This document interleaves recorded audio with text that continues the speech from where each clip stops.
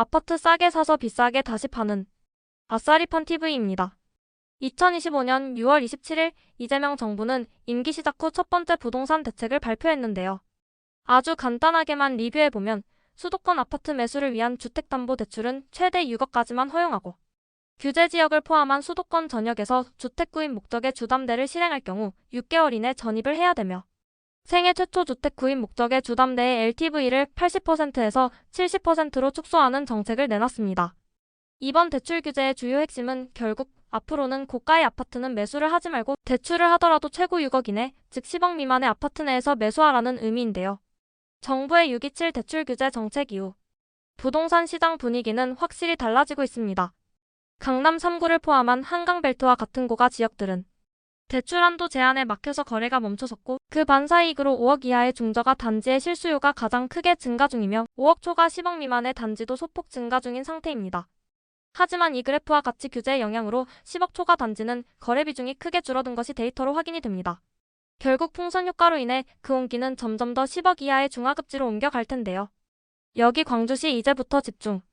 사실 조용히 지나가는 것 같지만 3월 전세 상승률 전국 162에서 드디어 6월 현재 56위, 그리고 집값 상승의 핵심 부동산 데이터인 평균 거래량을 3개월 연속 초과하면서 슬슬 움직이고 있습니다.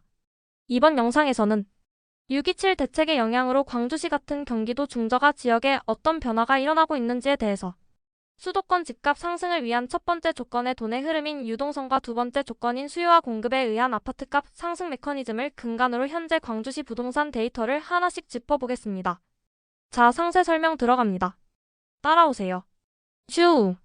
아싸리판 TV에서 생각하는 수도권의 집값 상승을 위한 첫 번째 필수 조건은 돈의 흐름인 유동성의 증가, 그리고 두 번째 조건은 아파트의 수요량의 증가와 공급량의 감소의 적점입니다.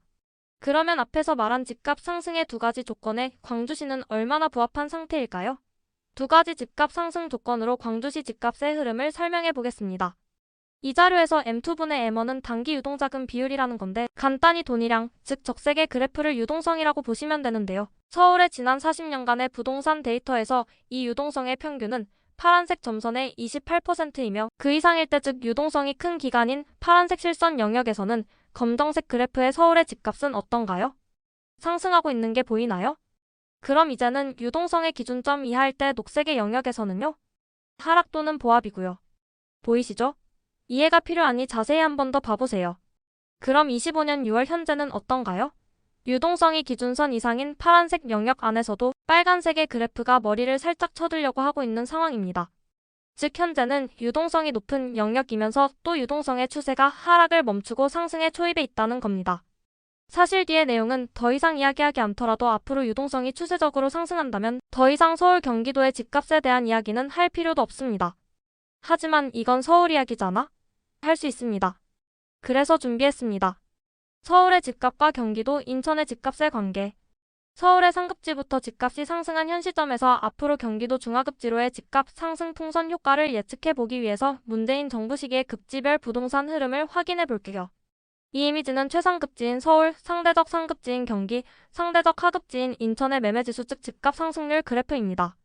문재인 대통령 취임 전부터 서울 경기 아파트값은 상승하고 있었지만 문재인 대통령이 취임한 17년 5월을 0으로 본다면 18년 8월에는 서울이 11.9%, 경기가 2.5%, 인천이 1.3%로 서울은 경기의 약 5배, 인천의 약 11배 높은 상승률을 보였습니다. 하지만 22년 6월을 본다면 경기는 서울의 88%, 인천은 서울의 75%까지 따라온 것을 볼 수 있습니다. 결론적으로 이렇게 유동성이 평균 이상인 시점이면서 향후 금리 인하, 이재명 대통령의 현금 복지의 추가는 서울의 온기가 경기도 중하급지까지 밀려갈 것이 예상되기 때문에 경기도 광주와 같이 아직 온기가 퍼지지 못한 지역을 집중 모니터링하여 적절한 타이밍에 매수 매도를 할 수 있기를 기원합니다. 이번에는 공급과 수요의 법칙에 의한 아파트 매매가 상승 메커니즘 기반으로 광주시의 부동산 흐름을 짚어보겠습니다. 아파트 가격이 상승 조건은 우선 아파트의 공급 부족에서부터 시작됩니다. 공급이 부족하면 전세 매물은 감소합니다. 보통 아파트 입주장에서 전세 매물이 40에서 50%까지 나오는데 아파트 입주 물량이 없기 때문에 전세가는 상승하고 전세 가격과 매매 가격의 격차인 갭이 감소하면서 전세보다는 매수를 하려는 사람들이 몰리면서 매수 우위 지수가 증가하고 거래량이 증가하면서 아파트 가격은 상승하게 됩니다. 그렇다면 광주시의 부동산 통계 데이터를 위에 공식에 넣어보겠습니다. 아파트 가격의 상승은 공급 부족에서부터 시작합니다. 이것은 경기도 광주시의 향후 공급량 그래프입니다. 년간 광주시의 수요량은 1985세대로 현재 공급 부족 상태입니다. 2025년 광주시의 신규 입주 물량은 하나도 없으며 향후 입주 물량을 보더라도 26년의 년 평균 수요량 대비 약 500세대 초과 외에는 27년, 28년, 29년 모두 안정적인 상태입니다. 그리고 인허가 받은 분양 미정 세대도 1712세대로 적어 향후 공급 부족으로 인한 전세가 상승은 예상이 되고 있는 시점입니다. 광주시와 같이 공급량이 부족하면 집값 상승 메커니즘으로 볼 때 그 다음은 전세 매물 감소가 이뤄집니다. 공급량이 부족한 광주시. 그렇다면 광주시는 전세 물량이 감소하고 있을까요? 광주시 입주 1년차부터 30년차 300세대 이상 아파트의 전체 전세 물량은 작년 6월부터 지속적으로 감소하고 있으며 샵 2번의 30년차 이상의 구축의 경우에도 동일하게 전세 매물은 지속 감소 중에 있어서 광주시는 전체 아파트의 전세 매물이 감소가 확인이 되었습니다. 이런 전세 매물의 감소는 무엇을 의미할까요? 내 전세 가격 상승입니다. 그럼 전세 가격은 어떻게 되었을까요? 25년 3월까지 전세가는 하락하고 있었으나 4월 0.17% 상승을 기점으로 5월 0.23, 6월 0.23%로 3개월 연속 전세가 상승 지역이 되었습니다. 전세 가격을 입주년차별로 보면 광주시 전체 아파트의 전세 매물의 가격은 25년 3월부터 반등하였으며 입주 30년차의 구축의 경우에도 25년 5월부터 반등하여 흐름을 같이 하네요. 시세를 이끄는 입주 10년차 이하 단지는 어떨까요? 역시나 신축 대장 단지는 이미 24년 9월부터 전세가가 반등하는 모습이네요. 역시나 어디든지 대장은 대장이네요. 자, 다음은 매매가와 전세가의 갭가격입니다. 갭가격이란 전세가격 대비 매매가격의 비율인 전세가율이라고 보시면 되는데요. 입주년차별로 갭가격의 흐름을 알아보기 위해서 자료와 같이 샵 1번 광주시 전체 아파트의 전세가율, 샵 2번 입주 10년차까지의 전세가율, 샵 3번 입주 20년차까지의 전세가율, 샵 4번 입주 30년차까지의 전세가율을 보면 대체로 25년 2월 3월부터 감소하였는데요. 그 원인은 앞에서도 봤지만 우선은 각 입주년차별 전세가격의 상승 시기와 비슷하며 매매지수 그래프에서 보듯이 매매가격이 반등하지 못하고 몇 년째 하락하고 있기 때문에 갭가격이 줄어드는 상황이 된 것입니다. 전세가격은 상승하는데 매매가격은 하락하고 있다면 갭가격의 감소 즉 전세가율은 커지면서 집값 상승의 메커니즘에 부합한다는 겁니다. 자, 다음은 매수우위 지수 상승인데요. 먼저 매수우위 지수의 정의부터 말씀드리면 매수우위 지수란 매수자와 매도자의 비중을 수치로 나타낸 값으로 매수우위 지수가 높다는 의미는 집을 사려고 하는 사람들이 많다라는 의미이고 집값이 올라갈 가능성이 높다라는 의미인 것입니다. 매수우위 지수는 경기도 각 시별로 세분화된 자료 없이 경기도 전체로 공유되기 때문에 경기도 전체 흐름만 확인하겠습니다. 이 그래프는 경기도의 매수우위 지수와 아파트값의 관계를 나타낸 것입니다.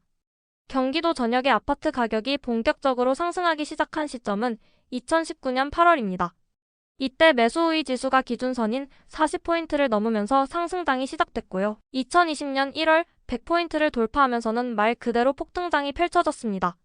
이후 2021년 12월을 기점으로 다시 40포인트 밑으로 내려가면서 거래량이 급감했고 그게 바로 경기도 아파트값의 최고점을 찍은 순간이었습니다. 그렇다면 지금은 어떤 시점일까요? 2023년 1월 경기도 매수우위 지수는 13.8이라는 바닥 수준에서 시작했는데요. 2025년 6월 기준 드디어 40포인트를 살짝 넘어선 상황입니다.